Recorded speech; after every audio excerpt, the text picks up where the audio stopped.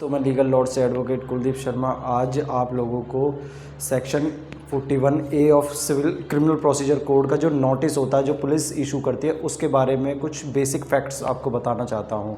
सबसे पहले जो 41A का जो नोटिस होता है जो पुलिस इशू करती है वो कब इशू किया जाता है, इसके लिए सबसे पहले FIR होनी ज़रूरी है। उसी के बाद पुलिस को पावर आती है इस नोटिस को इशू करने की। अभी रिसेंट में कुछ ऐसे वाक़ये देखने में आए हैं कि जिनमें कोई FIR भी नहीं हुई है, लेकिन फिर उसके बावजूद भी पुलिस वाले ऐसे नोटिस को इशू करते हैं। तो ये नोटिस जो इशू किए जाते हैं अगर बिना FIR के किए जाते हैं तो ये बिल्कुल ही गैरकानूनी है, और इसमें जो भी पुलिस अफसर ऐसे नोटिस बिना FIR के इशू करता है उनके खिलाफ कानूनी कार्रवाई की जा सकती है।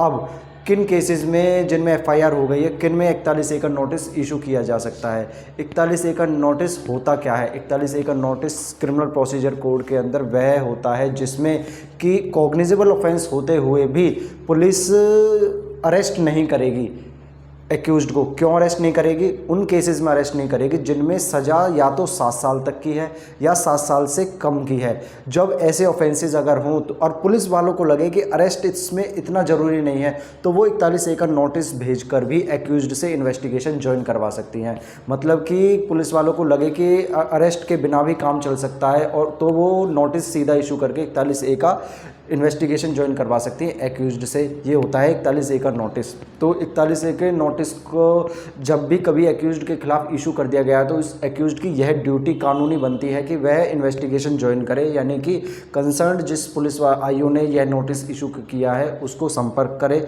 और इन्वेस्टिगेशन को ज्वाइन करे। लेकिन कई बार ये देखने में आया है कि जो एक्यूज्ड होता है उनके मन में यह डर होता है कि हमें कस्टडी में लिया जा सकता है जब ये नोटिस इशू किया गया है। तो इस केसेस में ये प्रावधान है कि आप एंटीसिपेटरी बेल के लिए जाएं। एंटीसिपेटरी बेल जैसे ही आप अप्लाई करते हैं तो आप इन ग्राउंड्स को रख सकते हैं कि जी हमारे खिलाफ FIR हो गई है, हमारे खिलाफ 41A का नोटिस भी इशू हुआ है, हमने 41A के नोटिस के बाद जो इन्वेस्टिगेशन है वो इसलिए ज्वाइन नहीं करी है क्योंकि हमें डर है कि हमें नॉन बेलेबल ऑफेंस में कस्टडी में लिया जा सकता है, इसीलिए हम सीधे एंटीसिपेटरी बेल के लिए सेशंस कोर्ट के समक्ष आए हैं। तो इसमें जो सेशंस कोर्ट क्या होता है, आपको एंटीसिपेटरी ग्रांट कर देगा और आपको 41A के नोटिस को मद्देनज़र रखते हुए आपको यह डायरेक्शन देगा कि आप इन्वेस्टिगेशन को ज्वाइन करें। तो ये सारे प्रोविजंस होते हैं 41A के नोटिस के। धन्यवाद।